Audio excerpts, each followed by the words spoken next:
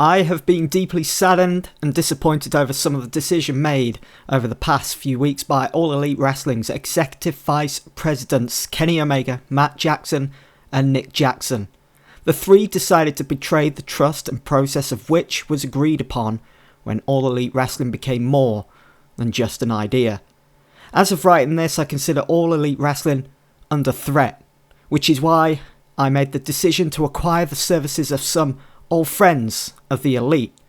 They are under strict instruction not to seek and destroy, but to simply challenge ideas formed by the Elite. If the Elite wish to retaliate, then I will have no other option but to place strict sanctions on them. Such as next week on the special edition of AEW Dynamite titled Beach Blast, Kenny Omega will defend his AEW World title against Sammy Guevara, who was unable to compete in the Eliminator tournament that took place last month. I hope the situation is resolved and order restored swiftly. Tony Khan, AEW President and CEO.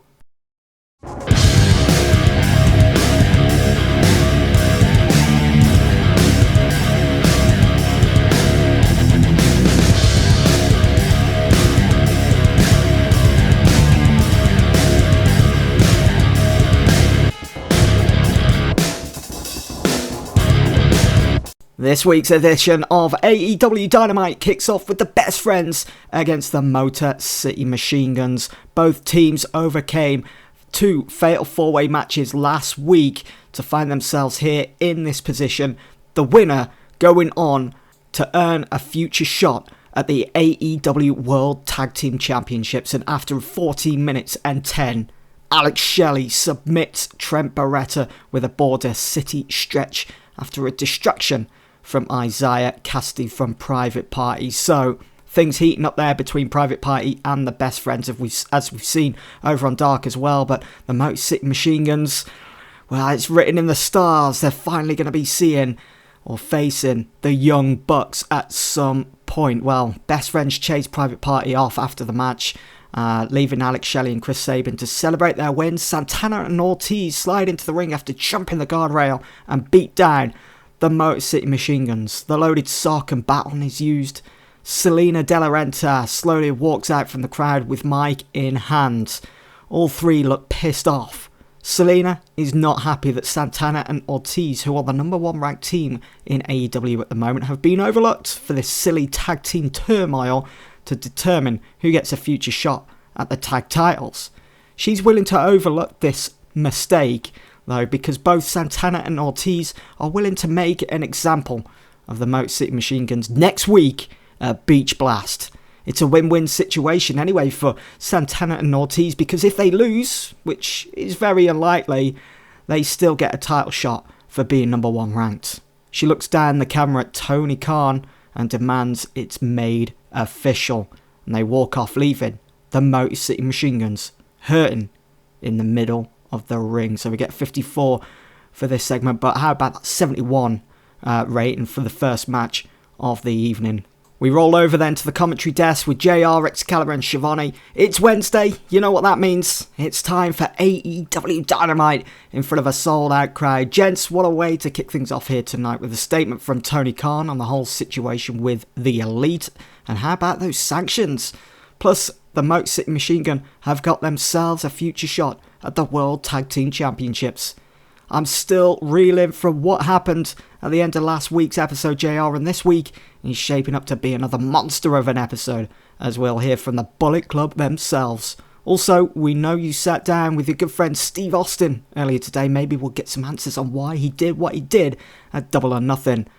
And also, Sammy Guevara is in action, and I'm sure he'll be up for this one now that he knows he'll face Omega next week at Beach Blast for the title. And Cody Rhodes defends his TNT Championship once again tonight. And how can we forget that former AEW champion Jon Moxley is here and ready to return. Should be a good night, and that is up next. So let's have a rundown of tonight's card. We will hear from Jon Moxley. That is up next. Also tonight, Sammy Guevara will be in action. Should be an interesting one now that he knows He faces Kenny Omega next week for the AEW Championship. And speaking of champions, Toni Storm, the women's champion, is in action against Thunder Rosa. JR sits down with Steve Austin earlier today and we'll hear why he did what he did. How about this 6-man tag team match, Pinnacle against the Hardys and Darby Allin. We'll also be hearing from the Bullet Club after they debuted here last week. And our main event tonight, Cody Rhodes' TNT title open challenge continues. Jon Moxley's music hits and he begins to stroll out through the crowd, and it's so noticeable he is without the AEW World title after being the longest reigning AEW champion. It's like he's missing a part of himself. His music gets cut short though by Shinsuke Nakamura, who makes his entrance also. Mox stands in the ring, not sure what is happening here. Shinsuke Nakamura heads over to the timekeeper's area and grabs a mic, similar to what Mox did to him 2 weeks ago. There is that seed that was planted a couple of weeks ago. They come face to face in the ring. Nakamura begins to talk about how he came to AEW on the quest for gold and to be treated like the superstar he is, not to be cut off by some jumped up former champion. He smirks. Then he gets cut off by Eddie Kingston, who tells Naka that Mox is as down to earth and as real as you'll ever find. He is a great friend, and just like he did against Omega, Kingston would love nothing more than to have Moxie's back again here by beating some respect into Nakamura. Mox is heard saying, "The pleasure is all mine." So we're going to get Kingston against Nakamura up next. We get a 69 rating for this. Sad to see that Moxie's gimmick is getting a bit stale, so we'll have to think about changing that at some point. In a decent match though, Shinsuke Nakamura of course goes on to defeat Eddie Kingston on a bit of a losing streak now. That's 2 losses in the last 4 weeks, last 3 weeks, something like that. Shinsuke going over, gets a 68 in-ring performance. Well, after the match, Shinsuke casually relaxes in the corner. You can just imagine him doing this. It's his character, it's his persona. Watching Jon Moxley at the side of Kingston helping him up. As he is doing so, Nakamura runs at Kingston, hitting a Kinshasa. Mox is pissed and he goes to retaliate, but Nakamura has already rolled out of the ring and halfway up the ramp before Mox can do anything. Nakamura has that evil grin on his face and can be heard saying, "See you around, Moxley." So we could go 2 ways with this now. We could continue the story between Nakamura and Moxley, or we can just drop it for now and maybe revisit it at a later point when maybe there's more up for grabs. That's the beauty of booking this way. With AEW. As we roll into our next segment, Alex Marvez is standing by backstage as he interviews AJ Styles, Jay White, Tama Tonga and Tanga Loa for the first time. It's the Bullet Club. He welcomes them to AEW and asks them what sort of deal they are on with Tony Khan and how he plans to put a stop to the Elite. AJ mentions how great last week felt being back with his long lost brothers. There's no bad blood. The past is the past. They made the decision for the greater good of the Bullet Club and its heritage, seen as the Elite have done nothing but piss on it and piss them off. Obviously, Tony Khan sweetened the deal. AJ announces that he and the Bullet Club are full-time, and whilst they're here, they're going to make the most of it. They're not just security. Maybe it'll be Styles and Omega someday for the AEW title, who knows? He talks up Jay White and how impressed he is with him. One of the best today, one of the fastest rising stars, and Tama and Tanga are perfect candidates to be AEW Tag Team Champions. The Bullet Club too sweet and then walk off. As we know, the Elite have been doing too sweets all over the shop. This isn't going to go down well with the Elite, I'm sure. Everyone doing really well in this segment, especially Alex Marvez, who normally, well, finds it difficult in segments like this, but it's good. It's good. Step in the right direction, I suppose, as we get a 67 for this segment. Up next, Jake Roberts and Lance Archer are seen outside in the dark. Lance throws a few logs into a pit and then proceeds to light it. Flames grow higher and higher. Jake talks about how ever since Lance lost to Jeff Hardy, a fire has been lit within the Murder Hawk monster. A fire that can't and won't be extinguished, as it heals and purifies the very nature of Lance Archer. The fire will then spread throughout the AEW roster, and then when the time is right and at the snap of fingers, the flames will be snuffed out. Jake laughs as Archer stares into the fire with a snarl. Oh, it's going to get interesting with Lance Archer, I'm sure. Up next, Taz, Sammy Guevara make their way to the ring ahead of Sammy's match against Nakazawa. Taz grabs a mic, you know where this is going. Taz grabs a mic and begins to talk about how justice has been served. He thanks Tony Khan for granting Sammy his AEW World title shot against Kenny Omega next week at Beach Blast. But he says once Beach Blast is over, he expects a thank you in return for making Omega's title reign the shortest in AEW history. He knows Sammy has everything to beat Omega next week, and what better way to go into that match than by beating a close friend of Omega's in Nakazawa. He calls for Starks. Ricky Starks comes out dragging Michael Nakazawa across the floor, who looks dazed. Taz calls for a referee. Sammy versus Naka, it's up next. I'm not expecting that good of a battle, to be honest. It's going to be a short one, which it is. 3 minutes 45. Sammy Guevara hitting that go to hell, the GTH. Sammy Guevara with a 61 in-ring performance. These two, Kenny Omega and Sammy Guevara next week at Beach Blast, is going to be phenomenal. Although I did forgot to change Don Callis. He's not the best as a road agent, as we've seen. He didn't do very well putting this match together. As we get a 33. Definitely need to check things like that in future. After the match, Ricky Starks continues the beat down, stomping a mud hole into Michael Nakazawa. He lifts him up and then offers him to Sammy Guevara, who lifts him up onto his shoulders and hits yet another devastating go to hell. Nakazawa is out cold. Sammy and Starks pointing at Naka as if to say, come help your friends that you think so much of. But Kenny Omega is nowhere to be seen as Sammy, Starks and Taz leave, as referees try to bring round Nakazawa.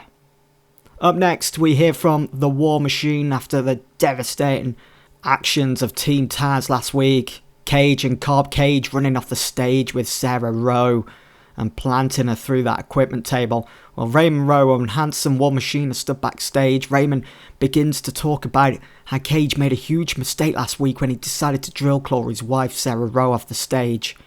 Team Taz have quickly grabbed War Machine's attention, and they're going to wish they didn't, because next week at Beach Blast, it'll be War Machine rolling over Cage and Cobb, and there will be blood. Kenny Omega is pacing inside the Elite's tour bus. Don Callis is trying to calm him down, but Kenny is having none of it. He starts mouthing off about Tony Khan and these sanctions he's going to place on the Elite. How dare he? Kenny is pissed that he has to defend his title next week at Beach Blast against Sammy Guevara, of all people. Someone who is just fodder. And then there is the Bullet Club showing up.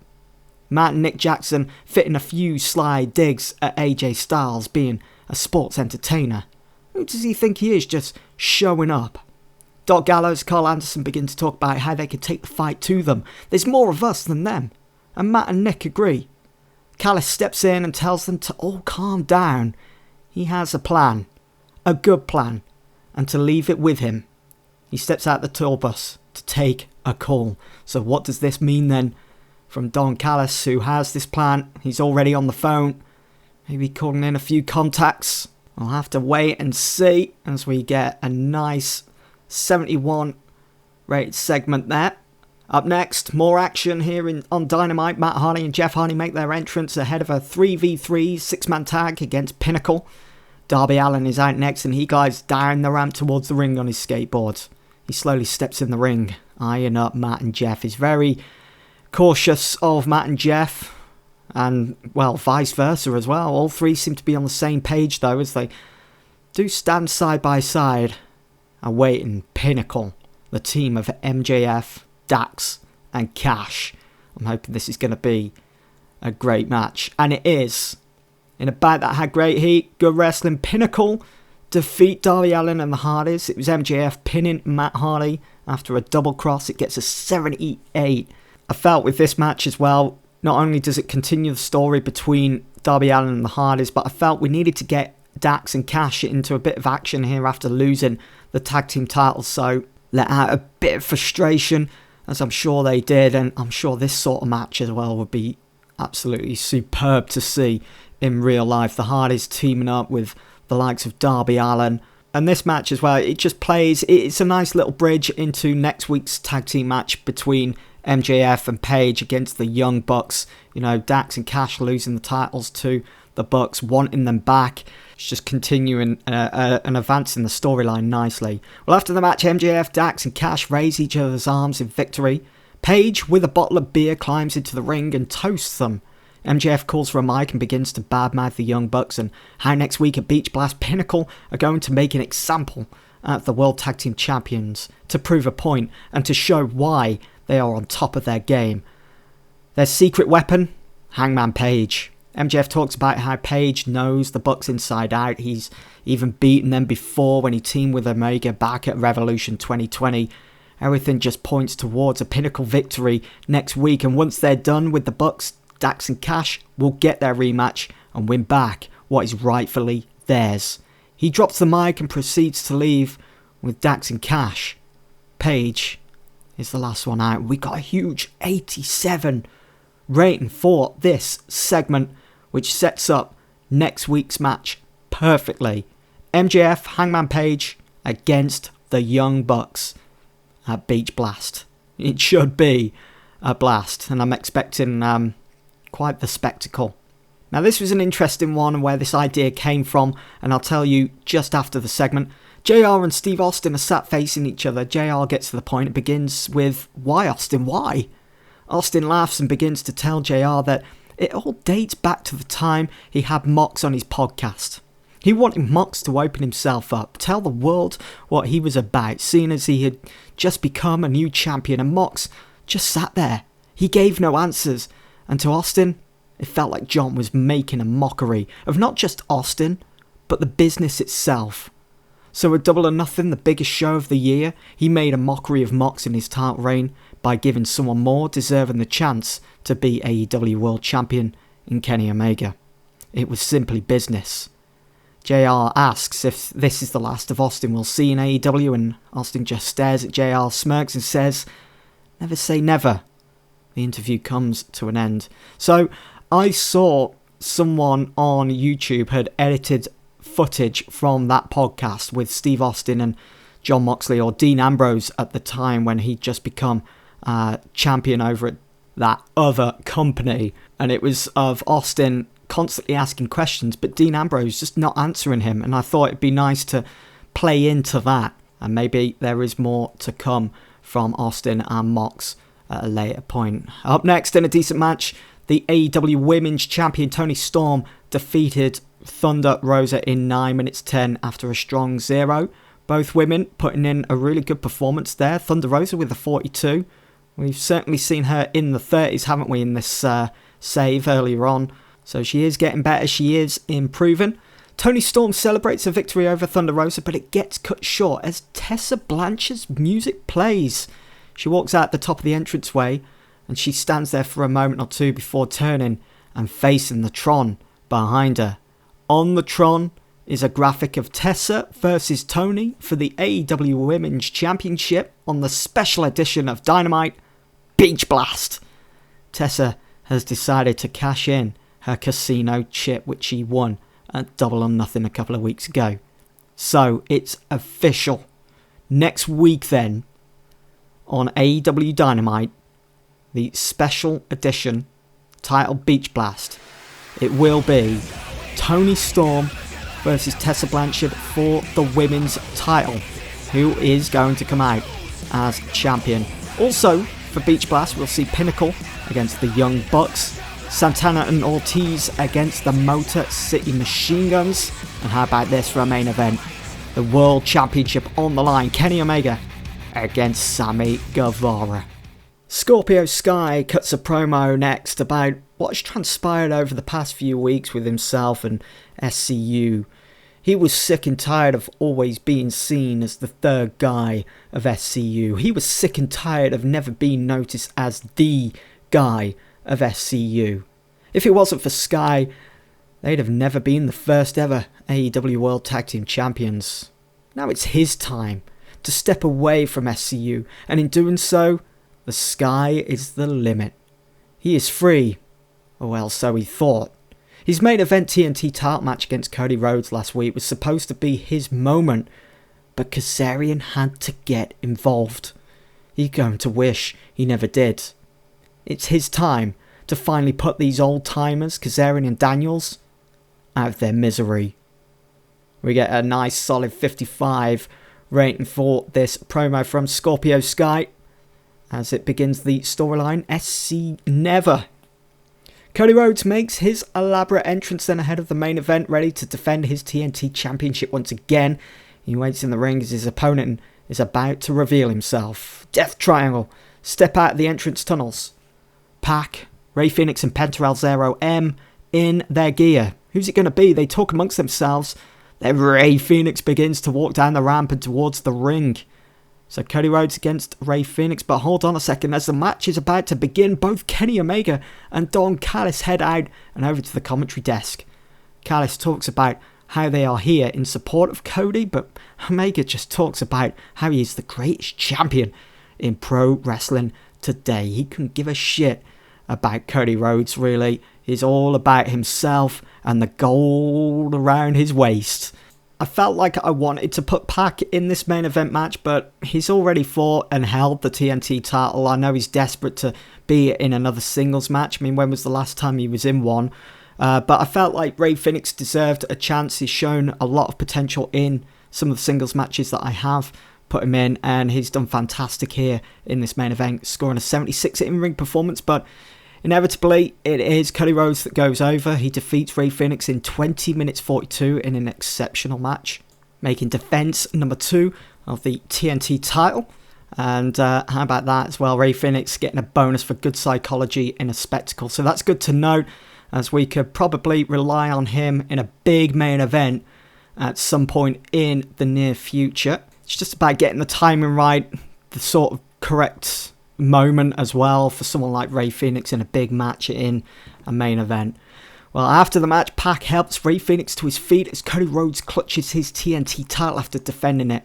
Kenny Omega and Callis begin to make their way down to the ring. Here we go. Callis making a show of applauding Cody as they stand ringside. Carl and Doc Gallows attack Pac and Penta and Fenix from behind. Cody looks annoyed though. He begins to question Omega, but he just ignores him as he steps into the ring with his AEW title. He couldn't give a crap about Cody Rhodes, really.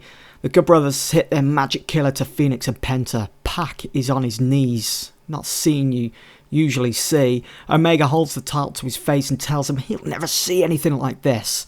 The Good Brothers hold him up as Kenny lines up a V-trigger. Cody seems torn with what to do, but before he makes his decision, the Bullet Club, AJ Styles, Jay White, Tama Tonga and Tanga Loa descend on the ring coming out from the back. Kenny Omega, Carl Anderson, Doc Gallows roll out before they get into any physical interaction. Carl and Doc are mouthing off at the Bullet Club, who all stand in the ring. Omega has that smirk on his face as he holds his world, that sort of smirk there that you can see on the picture, as he holds his world title above his head, making a statement. As they leave, AJ looks over at Cody expectant. Well, both expectant. Is Cody going to attack AJ? Is AJ going to attack Cody? Cody just shrugs and leaves with on. Jay White goes to help Pac up to his feet, but Pac shoves him away as he stands side by side with his Death Triangle amigos. They stare the Bullet Club down for a moment and then roll out of the ring.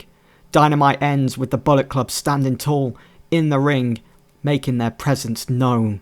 As we get a nice solid 73, good ending to the show there when it comes to segment ratings, and everyone performing really well as once again the Bullet Club not to be trifled with at the moment.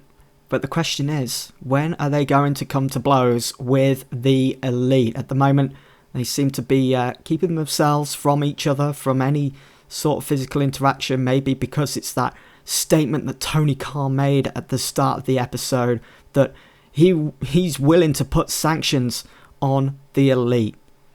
Anyway, we get a big 79 for this week's edition of Dynamite as we roll into Beach Blast.